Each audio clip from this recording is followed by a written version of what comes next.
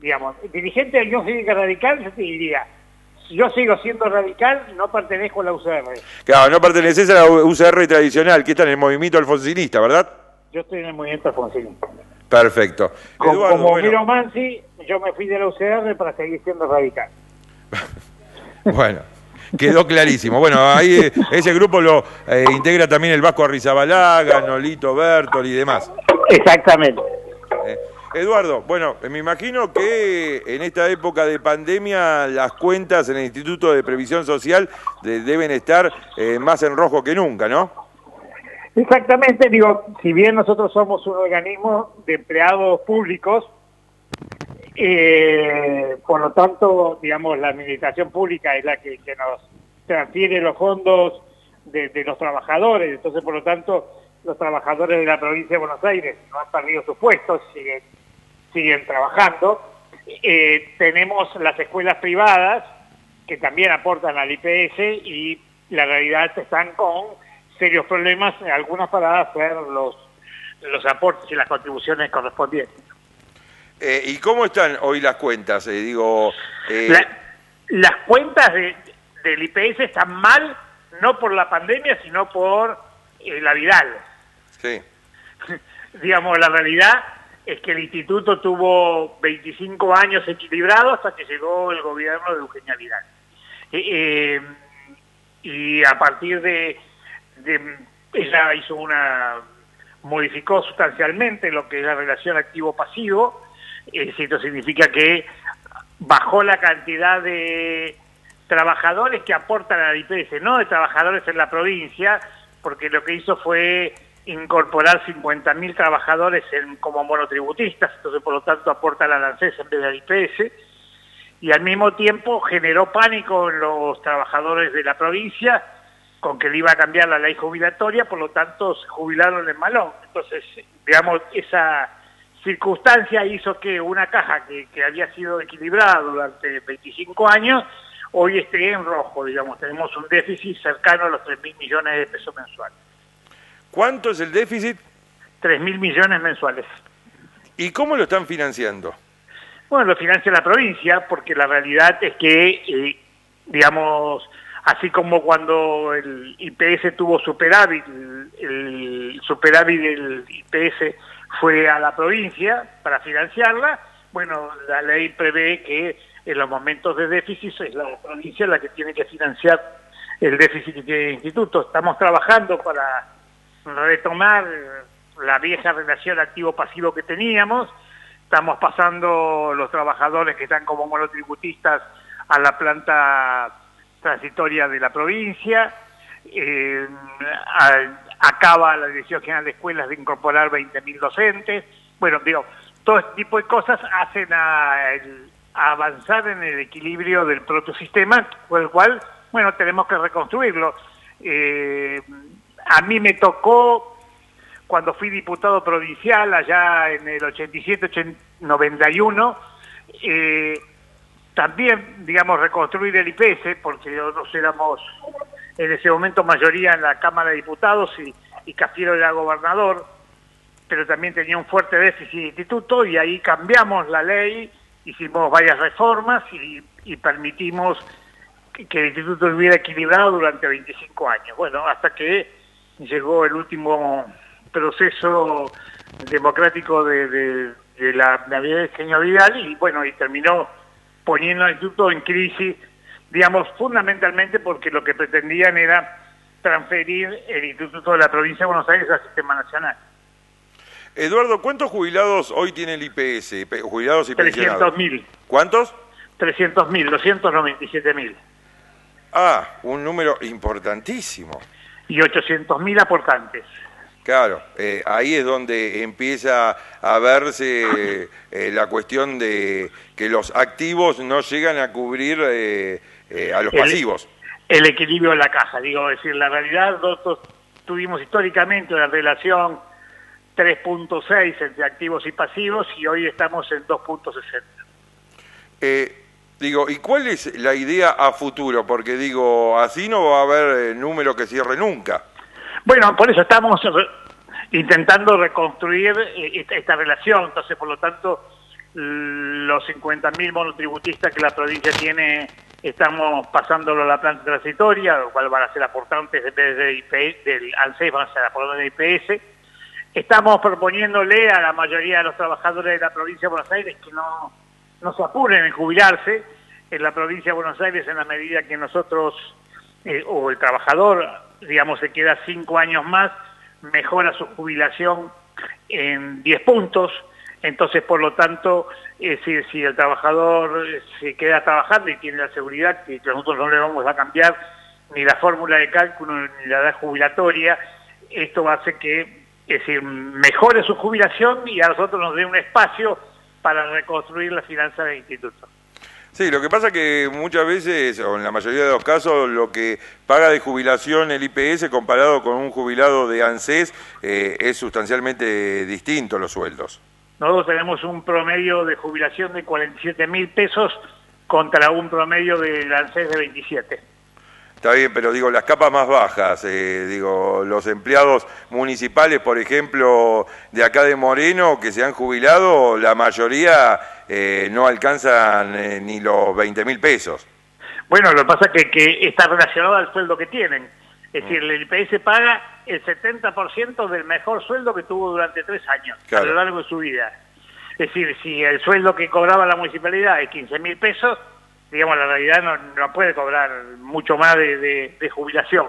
Entonces, digo, la realidad tiene que ver si los sueldos, si las jubilaciones son bajas, es porque el sueldo que tenía el trabajador era un sueldo bajo. Nosotros le permitimos con el sistema que tiene el IPS que un trabajador que se queda 5 años más termina jubilándose cuando hablo de 5 años más, en la provincia se jubilan con 60 años.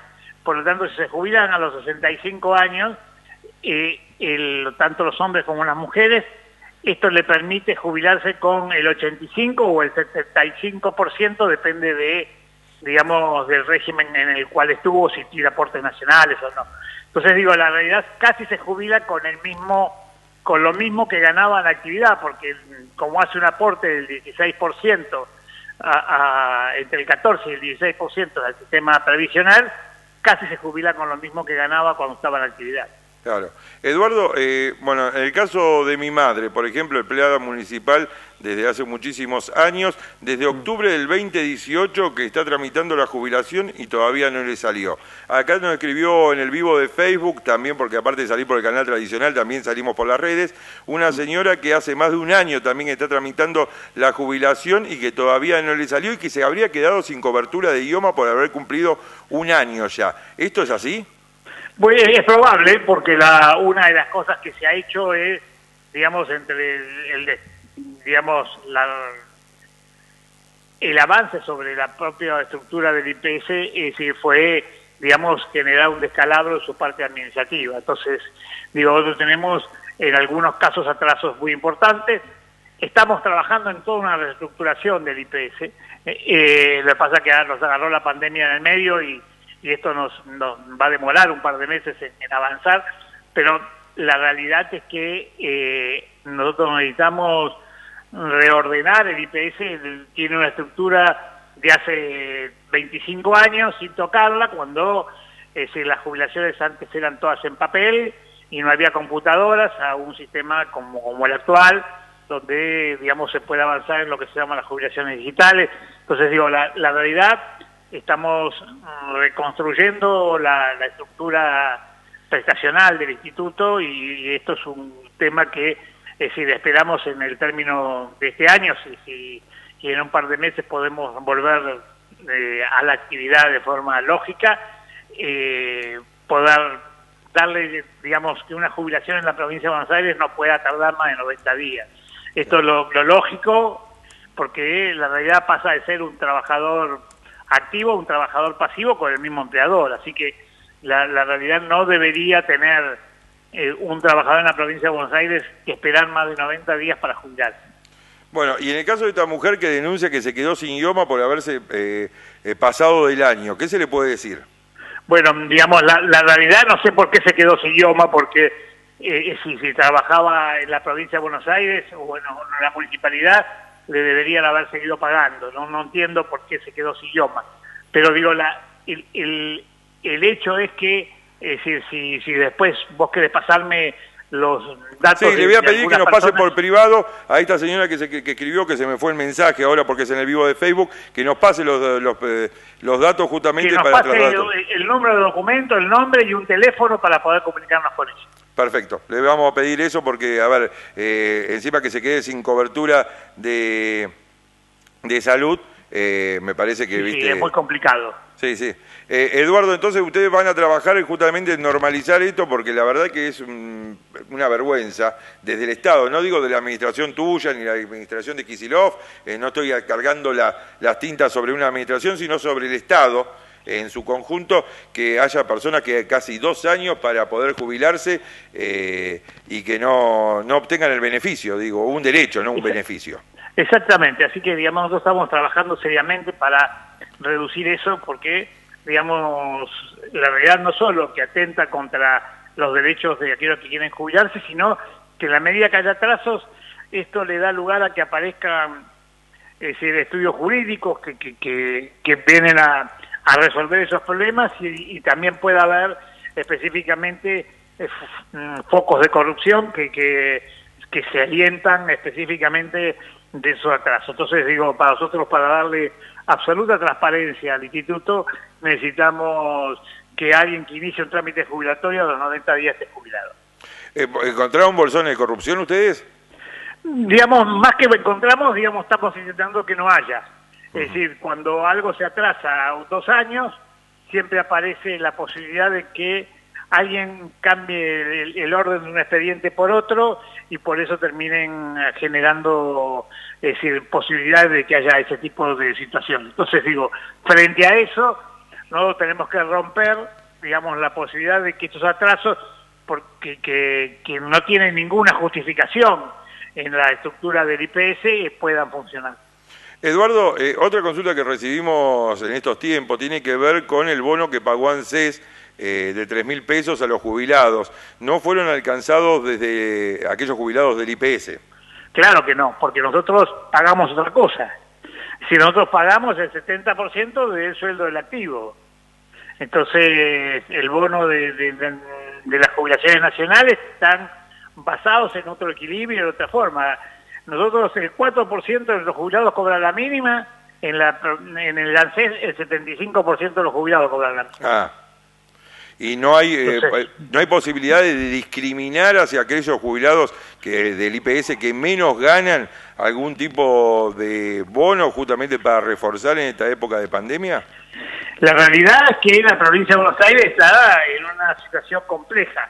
Está financiando el déficit que el ANSES tiene, es decir, con una provincia que quedó, digamos, colapsada. Entonces, digo, nosotros no emitimos plata como puede emitir la nación y en definitiva tener recursos. Así que nuestros recursos son específicamente los que recaudamos. Entonces estamos en una situación compleja tratando de, digamos, garantizar lo que, digamos, por ejemplo, son todas las jubilaciones y las pensiones hoy a pesar del déficit que tiene el sistema. Claro. Y con respecto al tema, también otra consulta que nos hace Walter Graciani acá. Con respecto al, viste que ANSES brinda algunas líneas de crédito, no sé muy bien cómo es, vos sos un especialista y lo tenés mucho más clara que yo. El IPS no tiene posibilidades de acordar, no sé, con el Banco Provincia o con alguna institución de esa, algún tipo de créditos también para los beneficiarios del IPS, ¿o existe? Desde mi desconocimiento absoluto. No existen. No existe una línea de crédito. Nosotros estábamos trabajando con el Banco Provincia hasta que se abrió esta pandemia. Es decir, esto, la realidad nos agarró a todos a contrapierna, ¿no? Porque, es decir, todo lo que veníamos trabajando y programando para hacer este año, es decir, quedó, por lo menos hasta que esto se pueda normalizar, digamos, en situación media compleja. Pero el Banco Provincia, es decir, nosotros estábamos trabajando para generar una línea de crédito con los jubilados y los pensionados, es decir, digamos, que puedan ser descontados de ese propio beneficio. Pero todavía no lo tenemos cerrado ese tema, así que estamos en esa situación. Sí, a ver, lo agarró justamente a 4 o 3 meses de haber asumido la pandemia y me imagino que vos soñás con un IPS totalmente distinto al que están atravesando hoy. Exactamente, pero bueno, digamos, estamos en pleno rediseño cuando nos quedamos sin funcionar, digamos. La mitad de nuestros trabajadores están hoy licenciados porque tienen o son mayores o tienen hijos o bueno, en distintas situaciones. Entonces, por lo tanto, tenemos cerrada nuestra boca de atención porque atendemos a adultos mayores. Bueno, así que, digamos, estamos redimensionando, aparte estamos repensando el instituto en esta circunstancia para poder atender vía web, bueno, todo el tipo de cosas que hacen a una nueva situación, porque tampoco sabemos cuánto tiempo vamos a mantenernos en esta cuarentena, ¿no? Claro. Eduardo, te mando un fuerte abrazo, vamos a seguir molestándote, me parece que es un tema importante, que el IPS también tenga un contacto directo con los vecinos de la región para justamente hablarles sobre los derechos que tienen. Me parece muy bien y siempre a disposición. Gracias, Eduardo Santín, un fuerte abrazo. Un abrazo. Pasaba Eduardo Santín, responsable del Instituto de Previsión Social de la provincia de Buenos Aires. Bueno, quedó claro el panorama. Digo, esta señora que nos había escrito antes, por favor que nos mande un mensaje interno por Facebook, así le pasamos los datos a Santini y se fija por qué se quedó sin idioma en la denuncia que hacía, que se me perdió el mensaje. Bueno, acá hay otra, bueno, este de Bea Duarte no lo había visto, esto va a quedar para una próxima oportunidad, el tema de las pensiones graciables, nos olvidamos de preguntarle a Santín. A ver, hacé una cosa, llámalo de vuelta a Santín, decirle que nos quedó una consulta para hacerle. Vamos a liquidar porque si vamos a esperar que me acuerde en la próxima, se me va a pasar. Llamalo y decirle que nos quedó una pregunta para hacerle, si por favor podemos sacarlo nuevamente al aire.